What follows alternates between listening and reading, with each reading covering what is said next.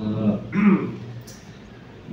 I think yung main reason kung bakit natalo eventually si Steve is, I guess, para siyang lack of being decisive.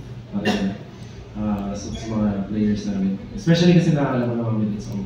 Yun lang, tingin ko yun lang pinaka-problema kasi okay naman yung practice namin, okay yung I believe yung chemistry, we work on that too. So, yun lang, lack of decisiveness. Follow-up question. You have no shortage of talents, no? Ikaw rin nagsabi na, you know, okay naman yung chemistry, whether the players or just coaches, no?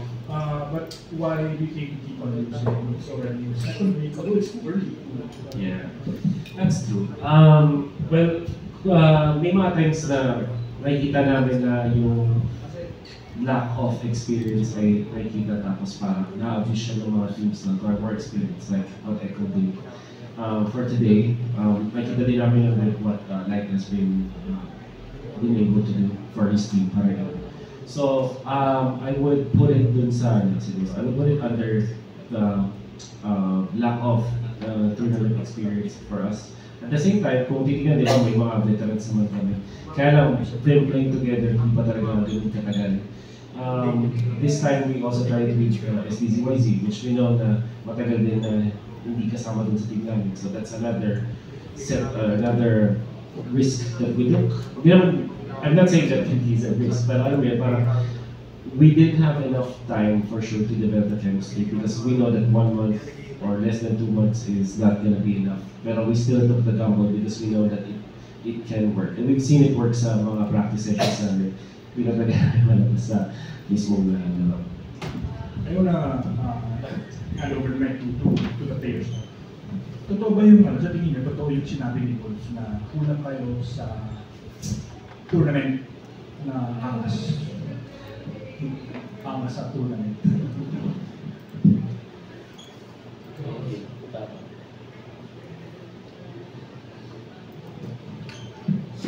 Tingin ko po siguro po ganun. Pero para sa akin yung mga decision lang din po namin yung parang mga mali doon. Parang example, parang pwede naman i-go, parang hindi namin i-go, parang ganun po.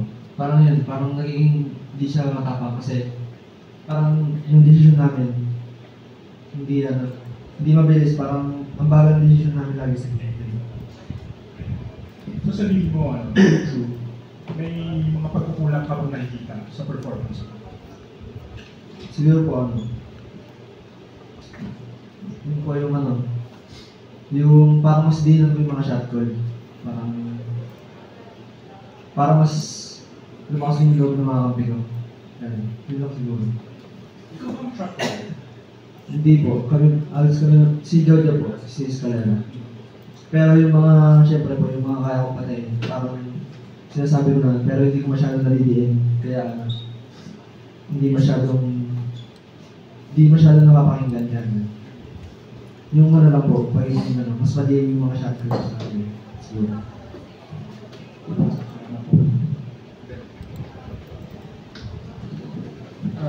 Hello, TNC. For heads lang. Kanina, I think it was game 1 na medyo napansin yung joke play sa XP. Actually, sinabi rin sa analyst panel na you have to step up sa game 2. Siguro nakita rin nila hindi naging enough performance mo for game 1. Hindi masyadong naroon yung joke.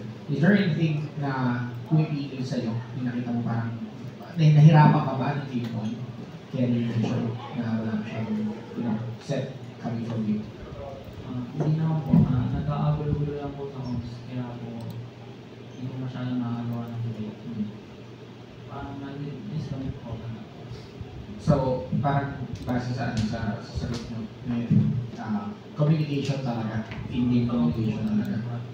Ayun sa akin. Thank you. Next question.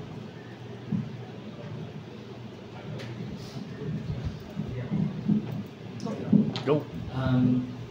Coach Wood and Henry, any comments about the worst performance today?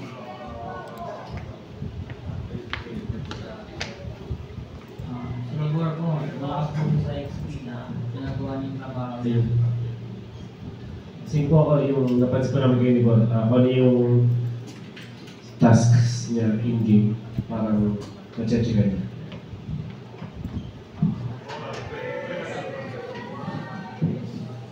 Coach, hindi naman sikreto na you're friends with Coach Pan.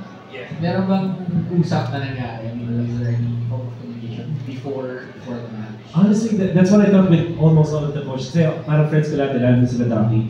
I thought na magkabot kami na mas marami pang bonding before. I simply, masasabi ko muna natin, honestly, parang never ko nga siya naisip to reach out. Pero prior to signing with TNC, I know na makikipag-bonding ako more with them since same pa nila kami, di ba? That's what I imagine would happen. Pero with everything that I am tasked to do, parang hindi ko na nga siya naisip. So unfortunately, no, even when I expected na meron. Wala oras. Kanina meron, yun na, nakita lang. I think iba rin yung focus ni Coach Pana. Parang pares kaming may naisip sa utak namin, kaya hindi rin masyado nakapag-usap. Interestingly, sobrang time demanding sa time naman ng pagiging part ng protein na agula.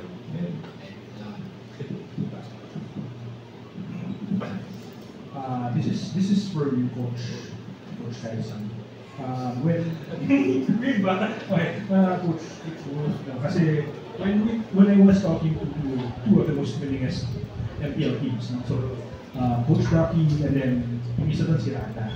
So when he was still in Philippines, pareho yung sinabi nila about winning the recipe for winning. Sabi nila coaching about the game is 10-15% of what coaching or winning is. No? So there are a lot of things happening outside the game that can really affect how the game is won. Tapos, nagulat ako nung parehong pareho yung sinabi ni Rada.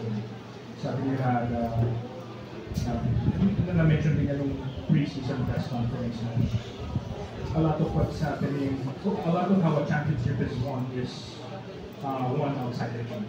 So, ibig sabihin, hinugulman yung team, yung players, yung chemistry outside the game para manalo. So, is there anything that you're planning to do, I mean, or that you're doing para ma-enhance yung bond ng players? We're trying everything. Lahat sinusubukan na namin. Isa na lang yung di namin para susubukan yun, which is yung magsimba. Pero yung pagdadasal, lahat yung lang. Pero yeah, kidding aside. We had so many plans just to solidify every single team. Time is always a problem with that. For example, if we were to plan going outside of magkakamit activity, it would take up so much time na dapat para sa training namin. And our priority right now is to develop yung chemistry nila as a team outside. I'm not saying na hindi pa namin ginagawa yun, but I'm just explaining to you how important talaga yung pag-manage yung time as a team. So, we did try and we have a lot of things pa gagawin pa. Film watching, we're gonna be doing a lot of outside of the game activities. This week, evidently, nag-super grind kami pero hindi siya nag-work. Naramdaman din namin yung burnout kasi sobrang nag-dinikdik talaga namin when it comes to our in-game. So, yeah. So, madami pa aming mga pinaplano to solve it outside. Thank you po. Thank you din po. That's the next match. Yes. Salamat. May ano pa po ba? Exclusives? Exclusives? Anyone? Yeah. Okay, before we proceed to the